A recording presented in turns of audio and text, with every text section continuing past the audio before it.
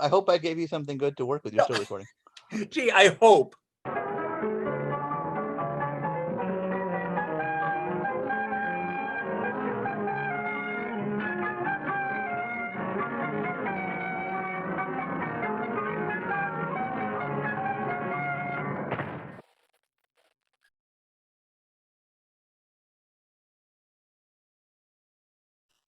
Hey, I'm back. It's been a week. Did you miss me?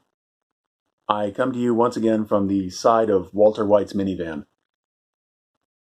If you had told me 10 episodes ago, if you do 10 episodes, you'll have 10 episodes in 10 weeks, I would have said, duh, that's how math works. Read a book. This is part 2 with Jeffrey Braer. If you haven't seen part 1 with Jeffrey Braer, go back and watch it and, do something for you, damn it, because it's worth it and you're worth it. This guy, my dream for him is for somebody to make a documentary about this guy one day, and then for them to use footage of these interviews in it. That's actually a little dream for me. It's kind of a passive aggressive, stepping on his dream, like those little fish that swim under a shark's butt. I'm bad at metaphors. I really ought to script these. Hi. It's been a great month, hasn't it, so far? Spring, life returning to normal. I'm talking to people who are talking about social anxiety. I'm going, yeah, but I think talking to people is going to be like riding on a bike. Once you start doing it again, you'll be falling flat on your face in no time flat. So let's all get back on the bike, huh? Here's part 2 with Jeffrey Braer. Talk for a minute about the origins of when a theme park gets off the ground. For example, is it a group of investors who are going, we love the theme park business, we want to build one here, and the other place? Is it a city or a county saying, we want to change our image, or we want Yes. we need a tourist base, we want a revenue base? It's any and all of those. Sometimes it's creatives who have an idea who then seek investors or go to a city planning group, or sometimes it's a city who says, we really want to be not that little sleepy town anymore, and we want something wowing to come here. For Or example, can you give a success story of a small town where you, or if you weren't in on it, at least you heard about it, where a small town said, we want a theme park, and then it got built, and the town is now happily ever after? Well, that was like, for example, with Dollywood years ago. When Dolly Parton said, I'm going to open a theme park. And they laughed at her. She goes, but I'm a national treasure. And sure enough, they went ahead and built Dollywood. And it's wildly successful for that part of the country. How many families and children know who you are and said, wait, you designed my favorite theme park, I want to get a picture with you? Does that happen? Probably. People remember me more from when I was a child actor, more, as opposed to being a rock star to the theme park industry. Although when I talk to people, they think it's like the coolest job ever. You did what? Wow, you designed that? Wow, I've been on that. Oh, wow, it's so cool. Well, it sounds like the coolest job. It's just you using your filmmaking chops and your imagination and background and branding and advertising to say, well, let's make this, let's make that. So yeah, it sounds like an amazing job. But let's talk about your child acting days, Jeffrey.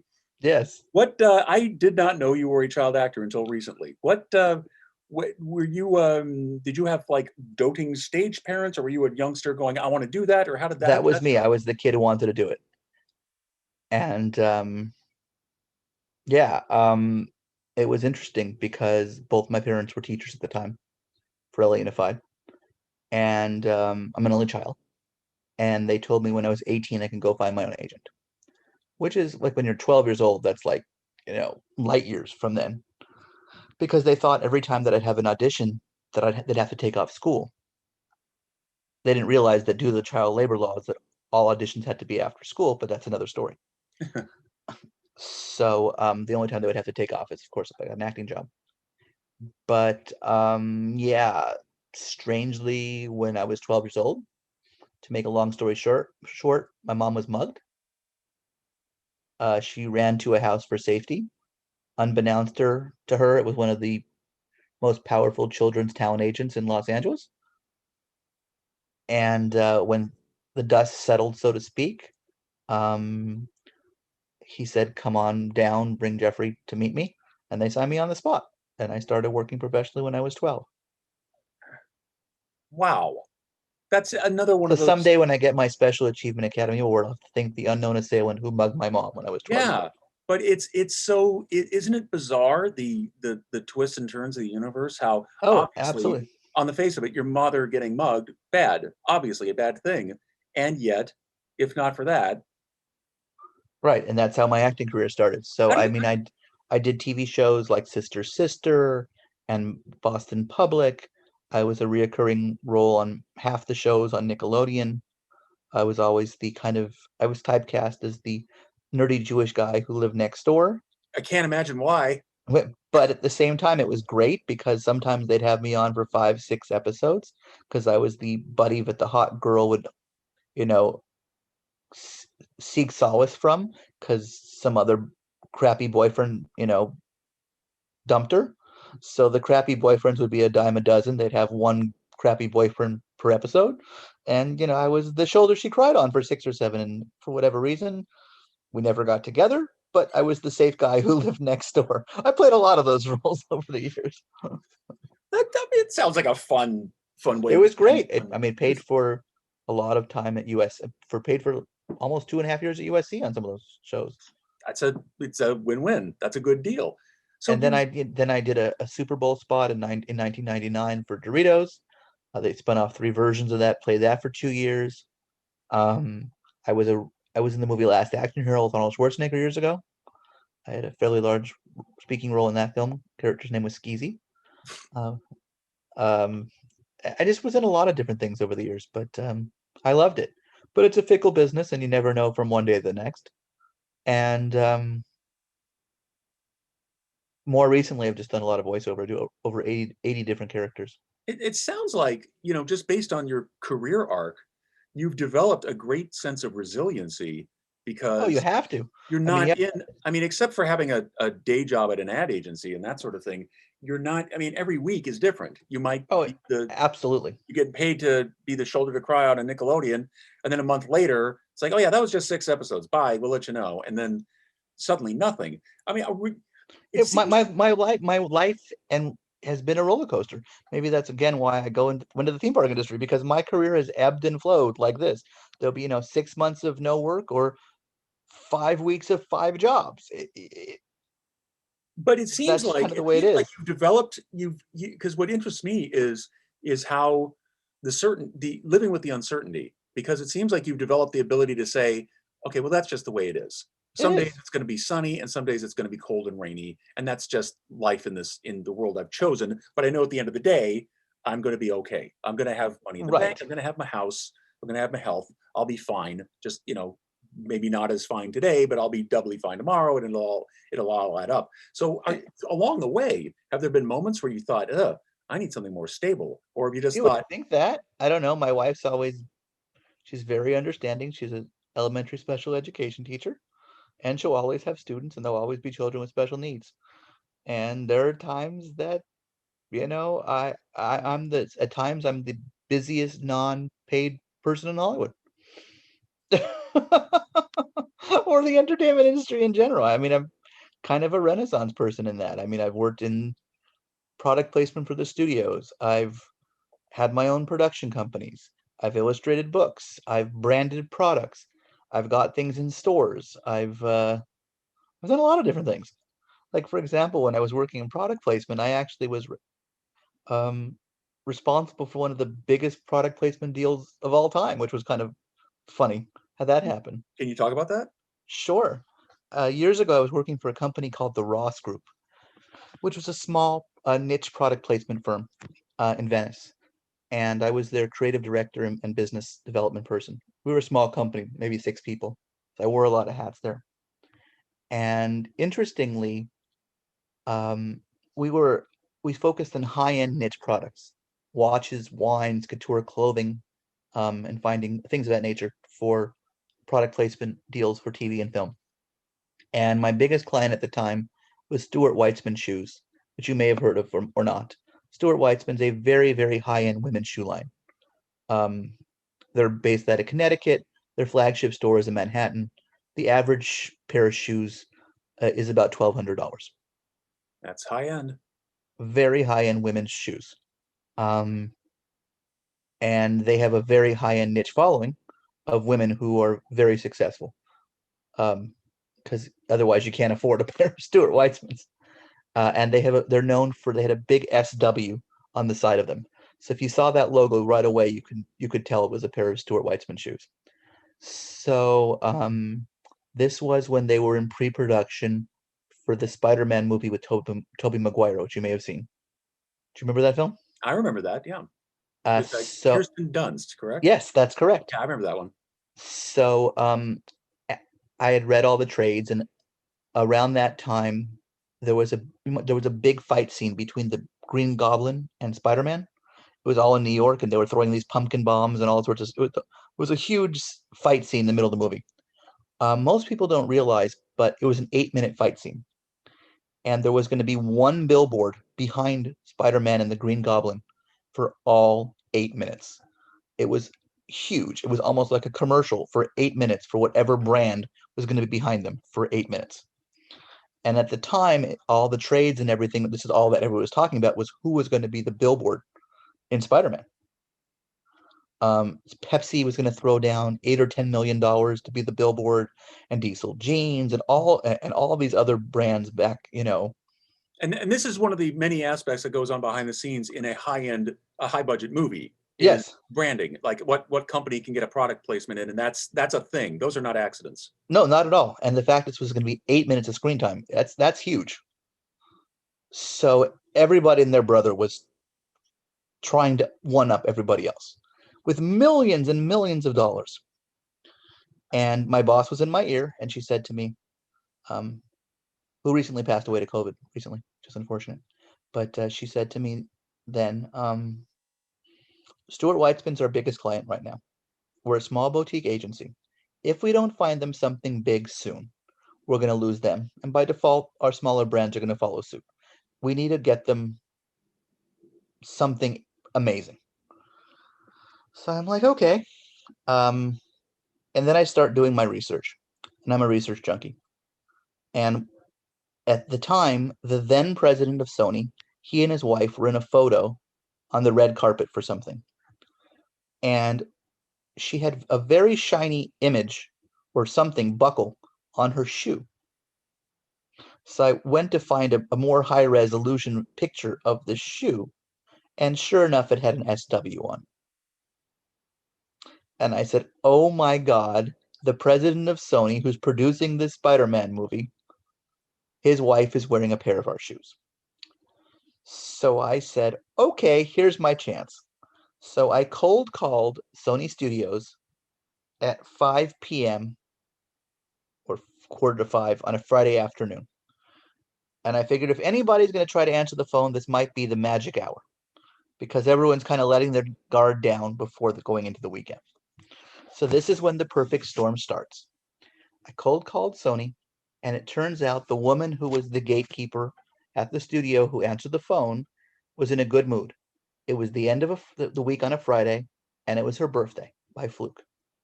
And she said to me, I'm in a good mood. I'm going to transfer you to the executive offices. Okay. Just then, the perfect storm continues. The president's assistant had left for the day. He picked up his own phone on a Friday afternoon. The chance of that, very slim to none, but it happened. Now, by president, you mean the guy who was on the red carpet with his wife with the Stuart Weitzman shoes? That guy. That guy who's got layers of insulation to protect himself from people like you. Correct. Who subsequently has retired years ago, but needless at the time, he was the president of the company. So I pitched myself. I said, hi, I'm Jeffrey Braer. You don't know me from a hole in the head. I work from a company called the Ross Group, and I want your billboard in Spider-Man. He laughs. He says, well, I know. And I said, I've done my research. I know that Pepsi and all these other brands are throwing down $8 or $10 million. I want the billboard. So he says, how many millions are you going to offer me? I said, I don't have any millions to offer you. He says, wait. I said, wait, don't hang up. I said, I know that your wife is into shoes. He says, yes, she is. I said, I've done my research, and I represent a brand called Stuart Weitzman. In fact, I saw in a photo recently on the red carpet, she was wearing a pair of our shoes. Here's what I can offer you.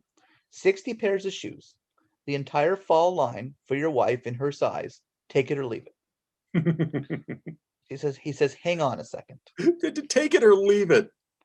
Oh my He, God, the size of your cojones. My God. yes. So he then calls his wife and says, I got this crackpot on the phone who's offering me shoes, and she's, but no money. She's, what brand? Stuart Weitzman. Take the deal. So for no money and 60 pairs of shoes, Sony decides to go ahead with this deal.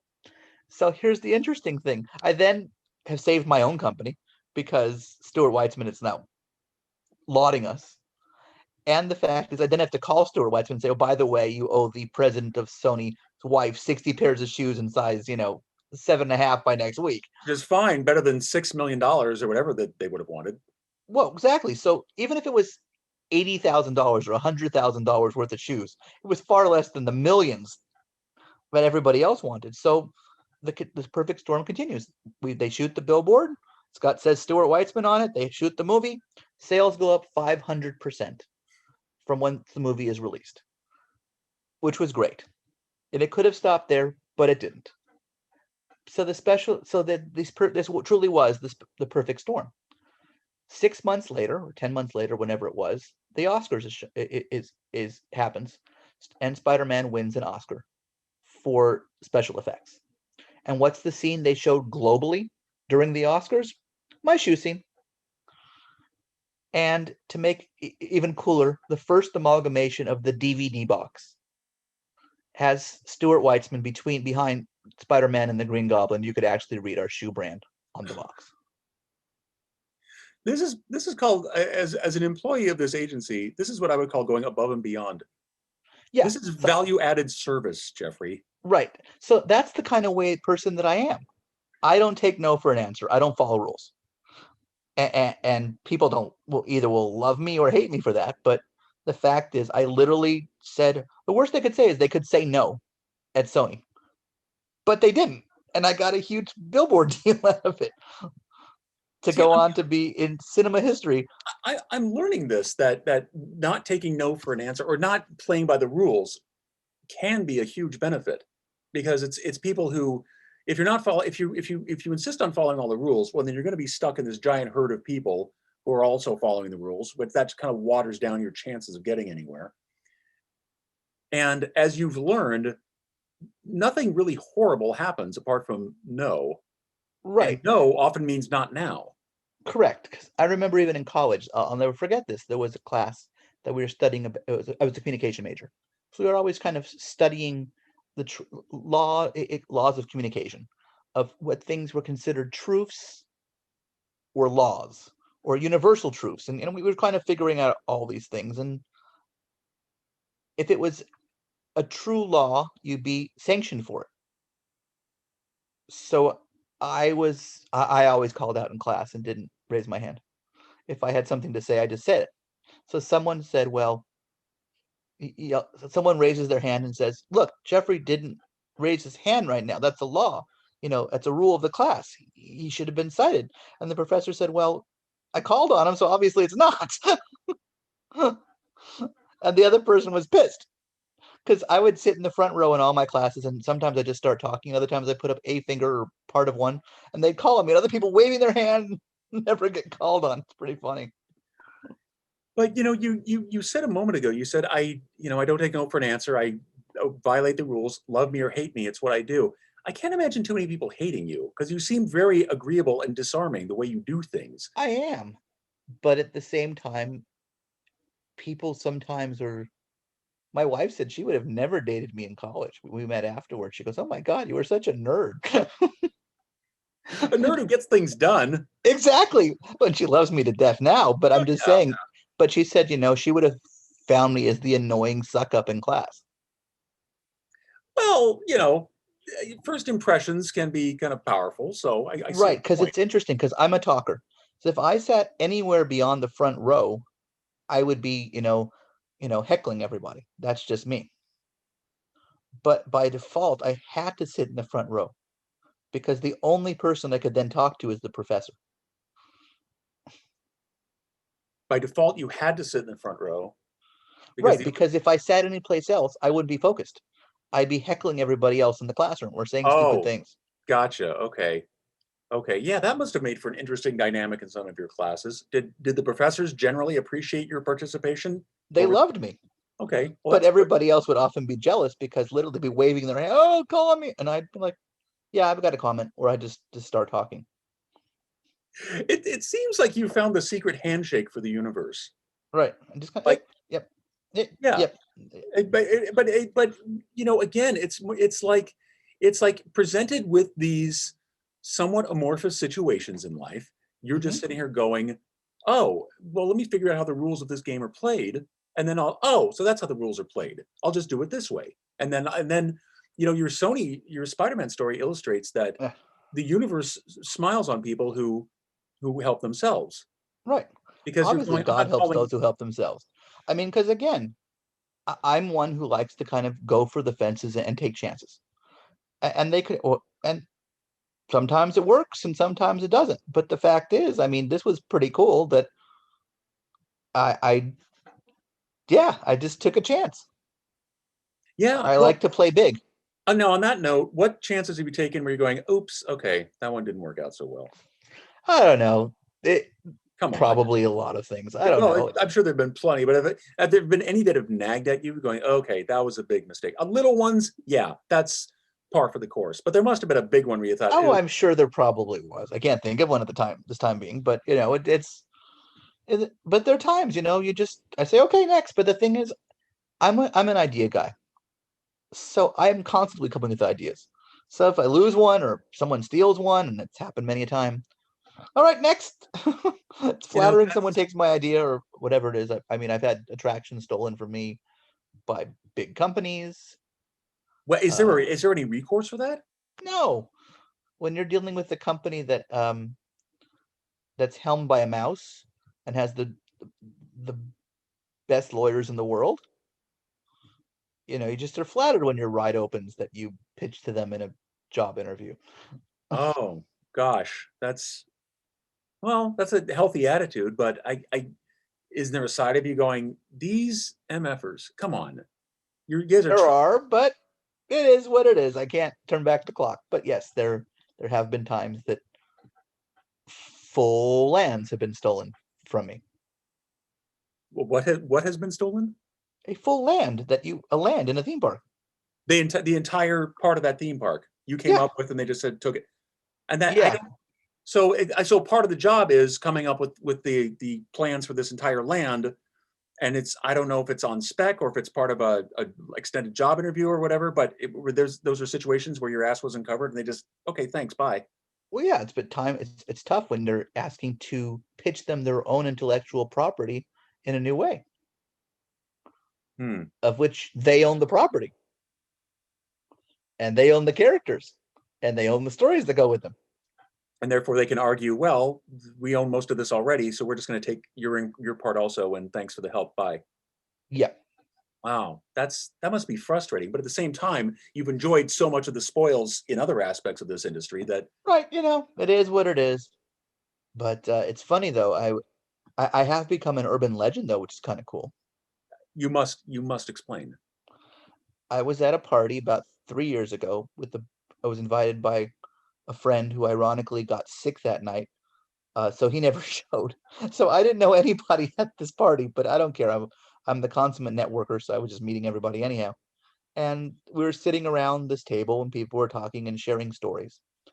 And one guy starts sharing this story about this kid in the 1980s at this elementary school called Hancock Park back in the 80s. And he's telling this story. And he says, and I'm listening. I'm like, wait a second. That's my story. I'm that guy. That happened to me years ago. And the fact that, here's 35 years later or whatever, and someone's telling of a story that was, and then I Googled it, and then I'm on this urban legend site too, because Can you people can you don't say what the story is or no? oh, yes, I can tell you the story. Yeah. So I was a pretty good kid. Um, Listen well, focused, was a good student. I'll never forget though, in my second grade class at Hancock Park Elementary in the early 80s, our teacher was absent that day. And within the first 5 minutes of the school day, This particular substitute might have been as dumb as rocks, but she was. Um, Proceeded to tell us that this was her first substituting job ever. Ever. She just graduated college. You don't tell a bunch of second graders this is your first job ever. You got to No, come on, not a smart tactic. no. So, she was fresh meat as far as we were concerned. I mean, come on. How stupid can you be? Hi, my name is Miss So and So, and this is my first job ever. What did you do, Jeffrey? So, within the first few minutes of the day, well, she knew my name because she had just taken roll. Within the first 5 minutes of the day, I found a metal washer, yay big. I don't know if it fell off the chair, the table, something. It was cool. It was shiny. Stuck it on my finger. The damn thing is stuck. And I'm trying to move it off my finger, and it's getting more and more stuck. My finger's getting more and more purple. My finger's getting more and more bulbous. This isn't good, and I can't get the stupid thing off my finger. And it's hurting, and it's tight. And my friends are like, you got to tell the teacher. And I'm like, okay. So I walk over. Well, this just happened. And she's freaking out because this is her first substituting job ever. And I'll never forget ever what she wrote on the note to the nurse's office. Jeffrey's finger needs amputation. I don't know if indeed she was serious. I don't know if she was joking. I don't know if she was just an idiot, but that's what the note to the nurse's office said. And here I am walking down the hallway of the hallowed halls of the elementary school by myself with this stupid thing on my finger and a note that reads, Jeffrey's finger needs amputation. I have to preface, I don't know how to read the word amputation. It's very long. But long words are bad, so it must not be good. So I go into the office and I show the nurse. I show her my finger and I show her the note. And her response to me is, yep, that's what we have to do. And I said, what do we have to do? She says, what the note says. I said, well, can you read me the note? I don't know that word. It's a big word. So she reads it. Jeffrey's finger needs amputation. And I said, well, what does that mean? She goes, Jeffrey, we're going to have to cut your finger off. And I'm like, oh my God. I wasn't worried about the pain. I was worried that my neurotic Jewish parents of the West Side here in LA were going to kill me. I was going to come home with one less digit, and that was going to be it. That was it. They were going to bury me. Never mind your hand being mangled. You worry about your parents being mad. Right. I was worried that I was going to, embarrass them with one less finger. And the nurse is dead serious. She's going to now cut off my finger.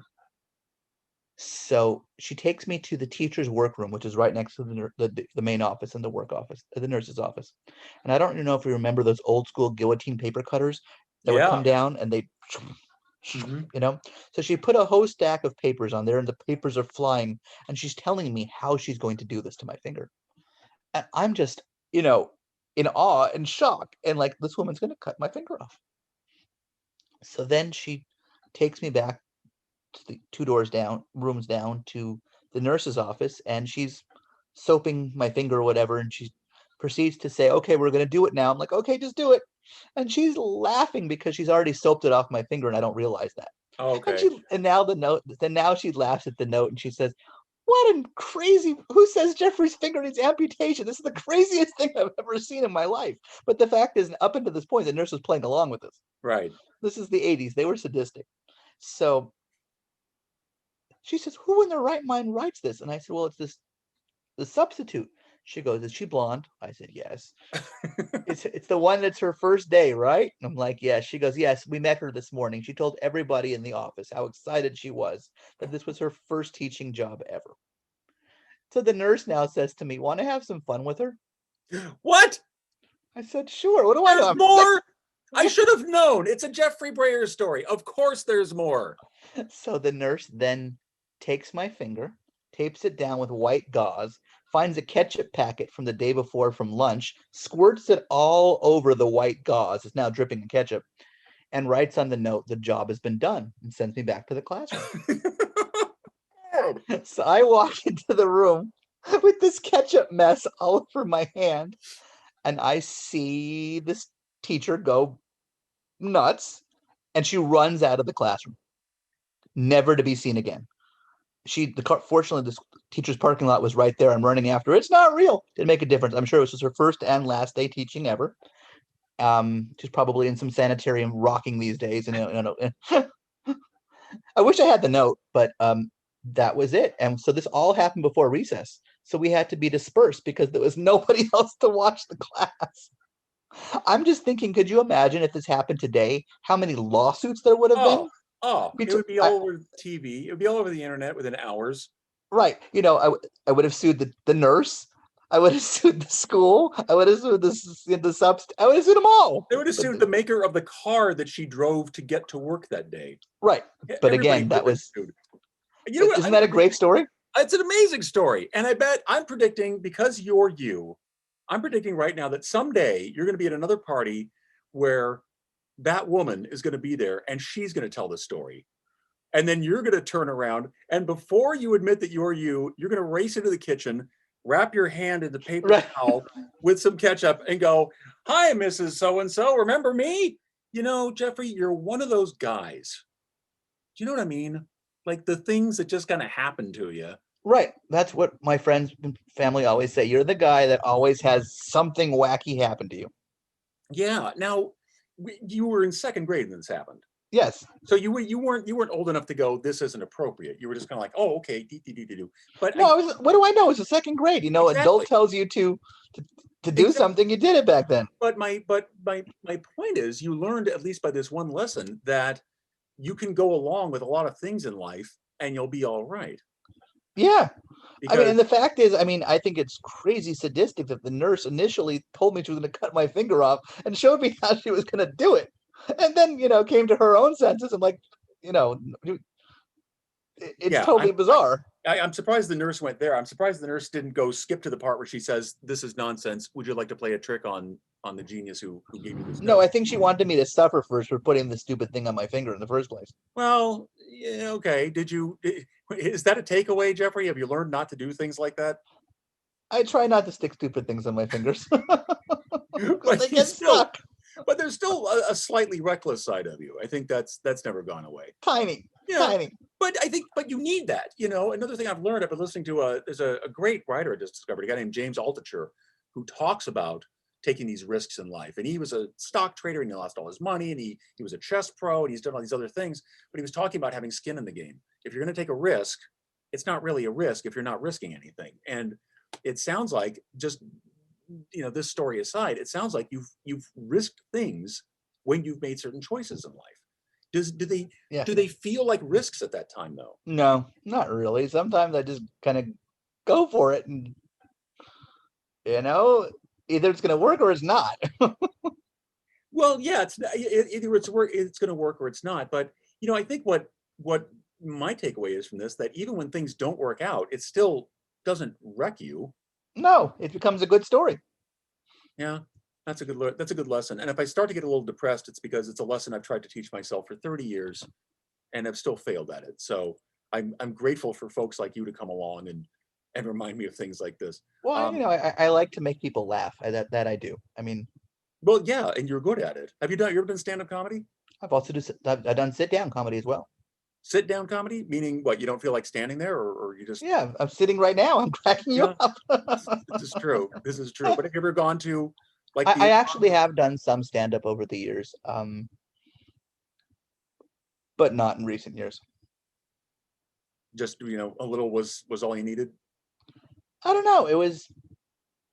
I did some writing for other people's routines as well, which was funny. Really? How did you find? I did ghost writing for stand-up routines. You know how weird that is? Yeah, that's. I know a few people who've done that. I've heard of you. The only thing stranger is when I used to be a celebrity ghostwriter. Now that was a weird job. Well, okay, we waited this long to hear about this. When did you become a celebrity ghostwriter? I don't know. See, my oldest daughter's 12 right now. This is before she was born, so 13, 14 years ago. Okay, and was it another matter of networking? You met. It was a weird job. Your father got a flat tire, and he went into the nearest house, and it turned out to be Jay Leno's house, and he's like, "Yeah, sure." I wandered into a random building one time, literally, and it was a building near my apartment, and I didn't know what they offered or what they did, so I wandered into the building. Well, there's more to the story, Jeffrey. What exactly happened? Oh, it turns out that they were a company that ran the official websites for celebrities. So I kind of weaseled my way in there and said I needed a job, and they said, well, "Can you write?" I said, "Sure." So next thing I started doing was writing for a wide variety of celebrities, all different levels. A list celebrities and B lists and C lists and people you never heard of and whatever. Now, what did you write for them? I was their actual voice. Now, we're not talking like speeches, but like if they have a public appearance and they just don't know what the hell to talk about, you would actually give them small talk. For their website, yes. Okay. Okay. So, for example, I would answer celebrity emails as that person. So there's people all over the country who think that their favorite celebrity, sent them back an email personally, and it was actually Jeffrey. Yes. Then there were the other times I would be quoted of a quote that I had on the website. And I once had a major A-lister call me and said, because the quote ended up in People magazine. And he said, "I never said that." And I said, "As your ghostwriter, you did." And that was the end of the conversation. And they were okay with it? They had to be. Yeah, I guess that's part of the deal. It's like if you're going to hire a guy to speak for you, then you got to suffer the consequences when your quote goes viral and people come back to you. But obviously, you had a certain common sense going on. You didn't say anything stupid or inflammatory that would get them in trouble. Usually not. Usually not? Jeffrey. Of course not. I said positive things. I smell another story here. Let's just say that was kind of confused by certain things I said on his website. Are you allowed to share the story? I cannot, but I can just tell you for a brief stint I was in his online social world. The company shut their doors. It was ironic. I hope it was nothing you did. It was nothing I did. It was a small company, and but I did get a call from something that he supposedly said in People magazine that that I actually said. What am I going to do with you? You're always getting into mischief, Jeffrey. I try not to, but it makes for good stories. So how did you lead this life? Because I'm going back to the moment in second grade when your big fear was that your parents were going to be mad at you. Yes. And it seems to me, if you grow up in a household where you're afraid your parents are going to be mad at you, you're not going to turn into the kind of adult who's constantly going off doing things that might get him in trouble. Correct. I was also the same kid who literally was the poster boy for DARE as a child. For the DARE Association. The DARE, which was that the by the police department to keep kids from using drugs. Correct. So what I'm high on life. I've never used any alcohol or drug anything. I'm just naturally high.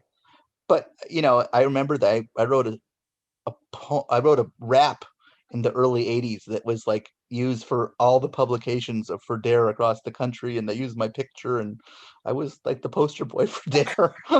How do you write a rap for the police?